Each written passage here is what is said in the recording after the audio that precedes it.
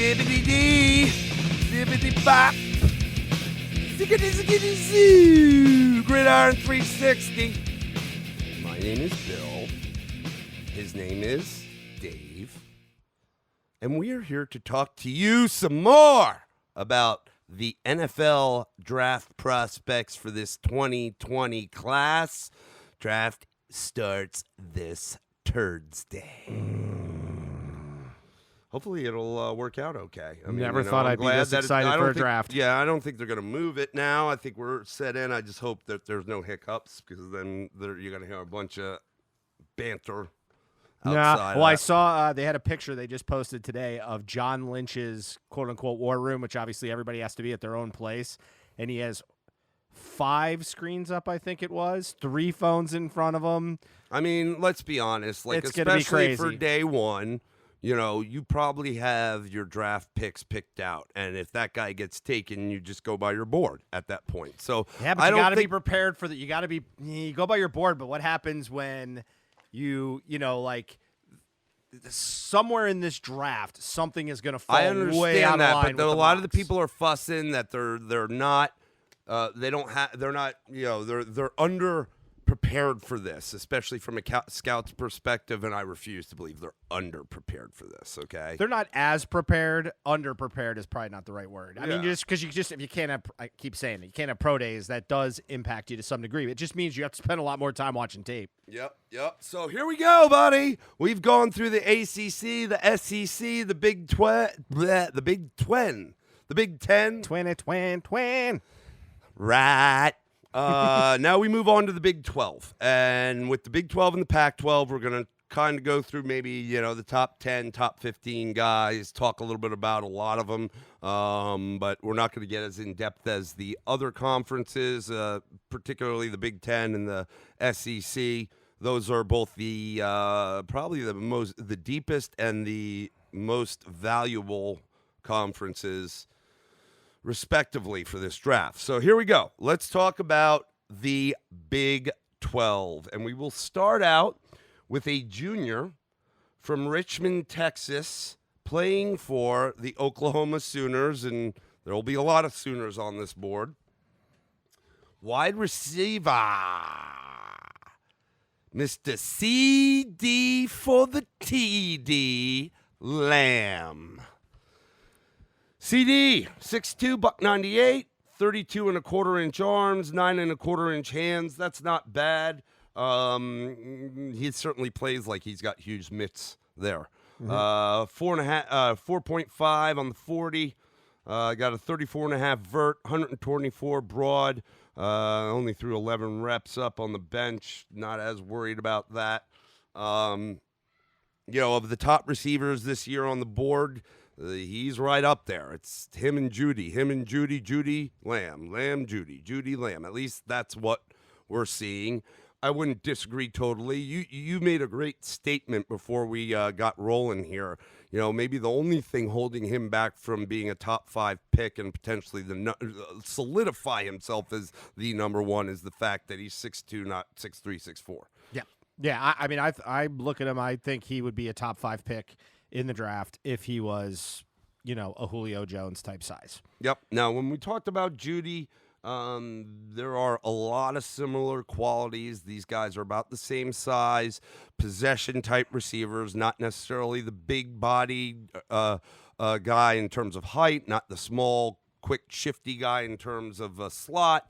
These are possession receivers that, you know, you're going to probably have on the outside and let them work underneath, in the middle, down and long, do a little bit of everything. One thing I also said when talking about Judy, a lot of the times when you turn on the tape and seeing this guy making plays, which is often, you got the entire defense chase him. It's crazy. It's crazy. His vision is crazy. And he seems to be able to shift gears both up and down at will, whenever he wants to, whether it's running a route or whether it's with the ball in his hands. Has absolutely an eye for the end zone, is great at creating yards after the catch. can go up and get the. I mean, he brings it all, man. I mean, I like this kid a lot. I remember when he was freshman, just like, wow, this guy's unbelievable. And here he is a junior, and he continued to get better. And the difference, I think I also said before when we were talking about him before we started this, between him and Judy as well, he was kind of the only guy in the receiving core, if not on that entire offense, sans Jalen Hurts, the quarterback, getting him the ball. That was it. Whereas Judy obviously had a cast of stars around him because, it could be somebody different every week scoring 5 TDs from the receiver position. So, all right. I don't want to gush but I do like this kid. Why don't you go ahead and tell me your thoughts about CD Lamb? Well, here's what's kind of impressive to me, and I kind of break it down to two things that I saw that really stood out to me is there's a lot of receivers, especially receivers that don't maybe have like total top end speed. Like he's not slow, but he's not a burner. I mean, I think if you were going to give the burner, you're looking at Ruggs and Judy as the two of the burner guys. I think he plays faster than, maybe his 40 time showed. Agree. I 100% agree there.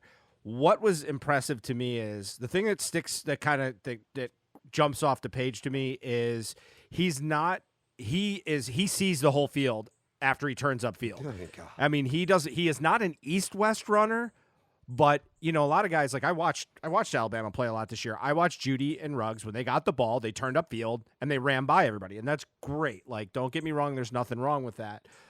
But that's not the NFL all the time. Sometimes you're not going to be able to run a straight line, and what can you do to create those extra yards? And I mentioned this when we were just watching a couple of his highlights, and his wiggle reminded me of Peter Warrick. Yeah.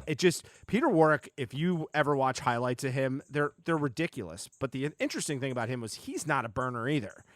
Now, his pro career didn't go anywhere. He blew out his knee in his first year and never really recovered. But if you watched him in college, he was the elite receiver, and it wasn't even close. I mean, I think he was the number 4 draft pick that year. But just to give you an idea. So I liked his wiggle, but what I like is he clearly saw 2 and 3 blockers ahead, which is pretty impressive for a receiver in general, that I liked. The other part that was more impressive to me was he watches the ball and he maintains his body through the catch, meaning you don't see a lot of turning up field and it's not causing him to drop a lot of balls.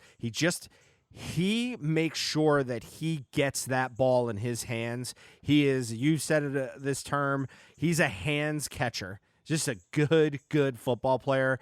This guy will be, in my opinion, he will be the best receiver coming out of this draft. I think he's going to go number 1 overall as far as receivers are concerned. Not an overall, but number 1 receiver. And again, I think his thing is, he's not a burner, but he's also, he doesn't measure. Some people have him at 6'1". I've seen him at 6'2", so he's probably right in between there. It's just that he's not 6'4". But I like this kid a lot. There's a lot of chatter about, I've heard things recently in the last couple of weeks about Ruggs moving up, but I think he has surpassed Judy officially based off the names I'm hearing and what they're doing. And so, yes, we just had to take a hard stop. When we get big enough to have our own soundproof studio, instead we have a nice little setup, good equipment, nice little setup. Great weather out today. Great weather, but we are sometimes influenced by the elements, and the birds just decided to have a friggin' orgy or something. There's a lot of chirping. Anyways, CD Lamb. Yeah, I mean, I agree. I think he, I question sometimes, NFL scouts. But if they knew their work and they were confident of it, then they could see that this guy, Judy's great, but this guy, again, he was everything on that offense in the receiving core and pretty much for the offense, like I said, sans the quarterback. So, but he did it also with Baker Mayfield there. I mean, he did it every year there, and even with other pieces, he was Baker still Mayfield, the standout guy. I start to ask a question. We had Baker Mayfield, Mm-hmm. then we had Kyler Murray. Heisman Trophy winner. Then we had So it's Jalen Hurts, who was there, and people would be like, man, he's had Is some it- good guys throwing him the ball, and maybe I look at Maybe it and it's go, who made who. Maybe he Maybe made he- them look better. yeah, maybe he should get a fingerprint on that trophy. That's right. So, That's right. That's very interesting. uh, I think he's good. I'd love to have him on my team. That's not where we need to go, even though we need wide receiver. But I think this guy is, he's a gamer, total gamer. I mean, like just turn on the tape, and when doesn't he make a play? Every time the ball's in his hands, running past people, running by people, vision. Just even if there's multiple guys in his way, he finds a way to, like I said, turn that gear up and accelerate through them. Even if he makes contact, that acceleration just blows them. He's able to kind of pinball his way through and just keep his balance and keep rolling. Has a nose for the end zone. This guy's real special, I think. One thing I don't see a whole lot of is his blocking, and we've said before is, that's so important, especially nowadays, both in college and pros. The ability of a receiver to make good blocks, maintain those blocks. I haven't seen enough. I guess I could watch more, but he brings so much to the table that that's something I'm not worried about. I mean, he could distract somebody just with his sheer ability rather than, before he even has to put his hands on them. Yeah, I mean, this is a team that went to the playoff, but realistically, there was not a lot of dimensions to this team. And he was option 1, probably option 2, and definitely probably even snuck in at 3 at times. Yeah. So he just was that good. Incredible dude. I look forward to him at the next level and seeing what he's capable of. I would say this as we kind of go through this, and we'll wrap his part of it, but he really, to me, I look at this and I have heard a potential of probably about 5 names that could go in the first round. This is the only guy in my mind that's a lock. Yeah, well, out of the Big 12, sure. That's a lock. Yep. Had look, the kid had this past year over 1,300 yards. Year before over 1,100 yards. Both 60 plus reception seasons. Had 14 TDs this year, 11 last year. I mean, the guy he's strong, consistent, but those are strong numbers. Yep. That's a high bar. Yep. And especially when you look at some of these other guys that we'll probably talk about some later. So let's move on. The next guy also plays for the Oklahoma Sooners from Missouri City, Texas. A junior linebacker, Kenneth Murray, stands at 6'2", 241, 32 3/4 on the arms, 9.5 on the hands, ran a 4.52 40, 21 on the bench.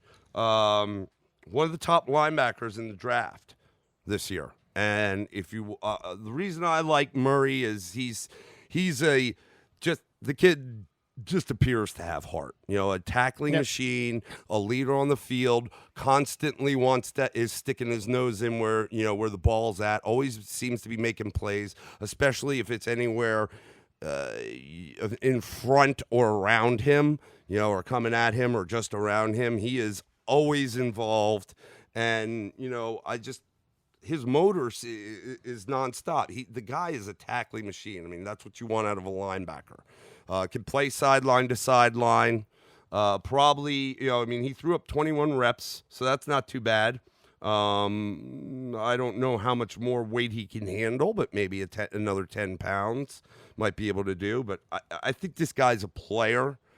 And much like, another guy we'll talk about on their defense in a little bit, but also like CD Lamb on the offense, he was one of the most important pieces to this team in getting them where they got this year. Yeah, it's funny. It brings me back, and it was Christmas morning, aka the beginning of the season, for us, and you and I were talking about it, and it was talking about Oklahoma, and obviously they were up there rated, and we were like, what are we going to see out of this team? And one of the things we always get concerned about is what's their defense going to look like. And the new coordinator this year. Yeah, and they went and played Houston in the first game. And that's kind of where we kind of started talking about Derek King, in that game. And this was a game that Oklahoma had the game at hand. They were blowing them out. We were watching, like, the Jalen Hurts looked otherworldly. But we always kind of say, we're like, oh, then Houston started to come back at the end. With the defense, we're like, okay, maybe they do have something, because they were actually the one thing that they seemed to lack, certainly in more recent years on defense was, stopping the run, being sound at stopping the run and stymieing the run and putting pressure on the quarterback and getting sacks. And they were actually doing that for a while in that game. Yeah. But I remember, because I remember him standing out in that game and going like, that guy's a real player. Yeah. Like, he really, and he was everywhere. They were putting him up at the line. They were putting him, obviously at linebacker, which where he was playing. They were throwing him out in coverage. Like, he was everywhere in that game. And whenever you needed a big stop and a tackle, he was the guy that stood out. Now, he struggled a little bit. I know he had I don't know if he missed a bunch of games, but I know he struggled with some injuries throughout the year. And then, because, there were times where we saw Oklahoma get some points dumped on them, but, they were scoring at will. But it was particularly near the back half of the year. Obviously, when they got beat by K-State, they got 48 points put on them in that game. Baylor put 31 on them in the first game. TCU even had 24 points. So they started getting scored on, and I think that was about that time where he was struggling some with some of that injury. Now, here's the problem is you can't just have one guy. Like, Clemson wasn't one guy, but one guy stood out. And this kid, we are kind of a long way from the Bob Stoops back in the early 2000s defense. So he didn't have a whole lot of help, is my point. And I thought he goes after it, and he's going to play with an aggressive style, and he's a playmaker. He plays probably better than his athleticism, and he's pretty athletic. Yeah, I agree. Had 155 tackles in 18, 102 last year. 71 solo and 69 solo, respectively. 4.5 and 4 sacks. So, the consistency's there, and it's at a high level. Again, I said it out the gate. He's a tackling machine. He definitely has a nose for the ball when it's, especially if it's anywhere coming at him or around him. There could be a big-ass lineman coming at him, and he always finds his way to squeeze through and at least have his hat on the ball, even if it's not a solo. Yeah, it does tell you a little bit about overall defense, though, in the Big 12 when you got 155 tackles. We're gushing over guys with 70, 80, 100 tackles, and to have to go out there and do it. Now, it says something about him personally, but holy God, somebody play some defense out there so you're not field running track meets all game. It's crazy. I know. You keep thinking that this might be the year that the Big 12 starts to have some defense, or that the offense comes down to the level to the defense a little bit. But this is a guy that's got the potential for first round. A lot of people mock him near the end of the first round. If you're looking for a guy that's going to go and make plays in the middle of your defense, this is a guy that can go and do that. The interior linebacking cores can be a little bit. He's listed as an outside linebacker, but with his tackling ability, I could see him playing inside, particularly in a 3-4, because he can chase people down and he can go sideline to sideline. Yep. All right, let's move to the next kid. Let's see. This guy is a redshirt junior out of Missouri City, Texas. Played for the Texas Christian University Horned Frogs at defensive tackle. Ross Blacklock stands at 6'3", 290, 32 3/8 on the arms, 9 3/4 on the hands. Ran a 4.9 40. His shuttle was a 4.67. Talk to me a little bit about Blacklock. They've one of the comps I saw was B.J. Hill, which is our D tackle in New York from NC State, and he's good. He's solid. He's not a starter, but he's a rotational piece, and he's a big-bodied dude that can also move. Great run stopper, clogs up holes, and gets a little bit of pressure, but more so when he's moving the line of scrimmage back into the quarterback. Yeah, I see this guy. Because again, first of all, look at his weight. He fits a little bit more in the one gap. Going upfield. I think. 4.9's not. Again, 40-yard dash for a D lineman tells you a little bit about their athleticism. Right. This was a basketball guy. He had an injury 2 years ago with his Achilles, and it sidelined him. So he had to kind of come back in. Now, this is the interesting part. It says something about him dropping weight. So I guess my question is, and I couldn't find it. I was trying to look it up real quick. Is 290 after he had to lose all that weight to kind of see functionally? Because BJ Hill to me seems like a little bit more sizable. Well, but maybe this is a guy that can put that back on because if you look at the draft, the draft profile, the combine profile on NFL.com has him at the 290. But if you go to ESPN, like his statistics, it shows him at 305. Okay, so the 290 is probably on the low end because of that. All right, so that makes sense. Certainly they're not putting on weight during the season. Guys can lose anywhere from like 10 to 15 pounds throughout a season with all the work that they do. Here's the thing. I see that there was something going on in 18. He's registered stuff in 17. This last year, he had 40 total tackles, 25 solo, 3.5 sacks, no picks, no pass defense, fumble recoveries. So, I mean, those are, I'm not going to scoff at 40 total tackles, but he is a D tackle. So, and 3.5 sacks, it's a D tackle. I mean, it's nothing to scoff at, but it's not like, out of this world. And, we're going to talk about Gallimore in a little bit. That's a guy I might even be more excited for than this guy. Why is Blacklock up so high? Well, let me say this. I just used, because we wanted to get some names in here, this is not a guy I'm seeing as a first rounder. He got a good combine grade, which I think kind of helps a little bit here. He's not one of the names I'm hearing and believing will go first round. But again, you talk about a TCU, you go to Gary Patterson, they put up some good defenses. While they're not like a defensive pipeline to the NFL. They have put some pretty good players in the NFL at times. They were a disruptive team. You saw it, in games against Oklahoma as an example. We're just talking about Oklahoma. They can be disruptive, and this is a guy. He's got the I don't want to say the knock, but there is talk about a lot of the work with technique and things with him. So I mean, a lot of the things I see is he's best suited for a 3 technique. One gap, yeah. Yeah. Yeah, I mean, he's an upfield guy. I mean, especially at that weight, he's not going to be a guy that's going to anchor in and take on 2 blockers. So when you're talking about that, you're talking about a guy that you got to keep moving upfield. Yeah. So that makes sense to me in the 3 technique. Again, at this, I don't know that he's that prolific and has that much burst. But he is disruptive, so it's. Can you maybe really quickly, just in case somebody that's listening doesn't understand, kind of the basic principle between 1 technique, 3 technique, 5? Yeah, like a 1 technique, 3 technique is generally in a 4-3. You're playing off. As you're playing a defensive tackle. Yeah, as a defensive tackle, you're playing, I think it's the outside shoulder of the guard. Yes. So your idea is you're controlling 1 gap, whereas a 1 technique is generally a more sizable guy that handles both gaps. The 1 gaps are the gaps in between the centers and between the center and the guards. Yes. So they have a 2 gap responsibility on most of these defenses, whereas these guys, they're generally more pressure driven. They're looking to be the interior that penetrates as opposed to handling the point of attack.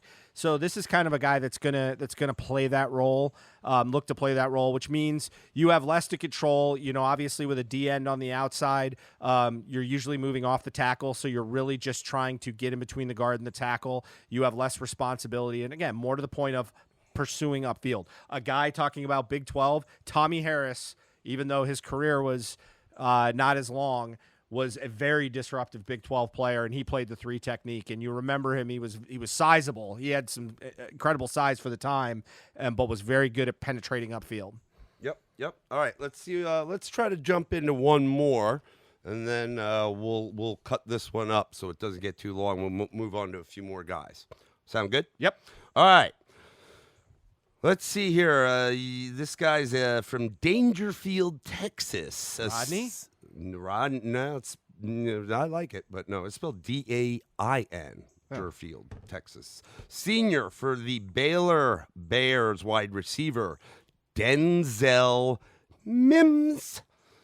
Mr. Mimsy stands at 6'3", 207, 33 7/8 on the arms, long arms, 9 3/8 on the hands. Ran a 4.38 in the 40, man. Speedy. and tall. 16 reps on the bench, has a 38.5-inch vertical, 131-inch broad. Mims, that Baylor team under, new Carolina Panthers coach Matt Rule was another one of my darlings this year. Slowly but surely, they just kind of got overlooked, and they just went about their business. And, the team would come in there, and they'd punch them in the mouth. Mims, I thought, was one of the big reasons that this team looked like a high-powered offense. This is a guy, I told you, I think there's 5 guys that can go in the first round. This is a guy who was widely thought of as a second, third-round talent at the beginning of the offseason. He is starting to get some notice. I think some of it is combine, but I think more people started really paying attention to Baylor at the end of the year, a lot more than they were early on. You were a big fan of Baylor, and so we watched them a little bit more. This kid's got the goods. I think this kid could be sneaky. I could definitely see him moving into the first round. He's starting to get some of the talk where it was kind of really it was a CeeDee Lamb, Jerry Jeudy, then it became a CeeDee Lamb, Jerry Jeudy, Henry Ruggs. Now his name's in the mix. I don't think he's the number one receiver taken off the board, but at the same time, especially if there's a run, but I think he could jump ahead of even Ruggs as a potential in this. Like, he's that good. I just think he has really come a long way. Baylor's offense was pretty strong, but he was torching guys, getting 15-plus yards a catch, caught the ball, went over 1,000 yards. This was just a guy that kind of really elevated. He's got a lot of football bloodlines, not really a lot of NFL bloodlines, but his dad and his uncle both played college ball. I think it was his cousin was an undrafted free agent for Carolina, so he's got some knowledge of what's going on in the league. Watch out for this guy. I think he's going to surprise and move up the board faster than initial anticipations, and you're hearing a lot of teams mention his name. Yeah, and when we did our little mock draft thing, I forget who you took him before my guy T. Higgins, which didn't necessarily shock me, but it's when this whole thing started, a lot of people saw T, even myself, not just being a homer, but just as a college football fan, is probably in front of a Denzel Mims. I think slowly as this thing's getting closer to draft day, he's working his way up to the front. Yep. And so interesting, he's had, looks like, a couple 1,000-yard seasons. And nobody's going to scoff at the 4.38 combine run either. That's yeah, and 6'3". I mean, he's a tall kid, and 207. I'm sure he'll pack on, a little bit of weight, not too much, but he could throw on another 10 pounds in the NFL. Yeah, his probably thing is not dominating early on in his career. I mean, because I think about like the Julio Jones, the AJ Greens, those guys, but maybe part of domination is exposure. Well, I mean, in 2016, it doesn't look like when he was a freshman, he wasn't a starter. He had like 4 receptions, just kind of seeing a little bit. But then he was the last 3 years, 61 receptions, over 1,000 yards, 8 TDs, 1855, 794. 8 TDs. This past year, 66 receptions, 1,020 yards, 12 TDs. So, if this guy slips to the second round, you will hear the term "steal" be brought up by him. I think. I think that's how he'll be classified. Would probably take him at 4 if he was there in the second round. All right, so let's cut that there, and that's our top 4 in the Big 12. Mr. CeeDee Lamb, wide receiver at Oklahoma. His teammate, Mr. Kenneth Murray, linebacker, particularly outside from Oklahoma. From the TCU Horned Frogs, defensive tackle Ross Blacklock. And from the Baylor Bears, wide receiver Denzel Mims. We will jump right back in and try to knock out another 4 or 5 of these guys, maybe more. But we won't go too long in the Big 12. We're getting closer to draft day. We got to get this up and out to y'all. See you next time. On the gridiron. Bye.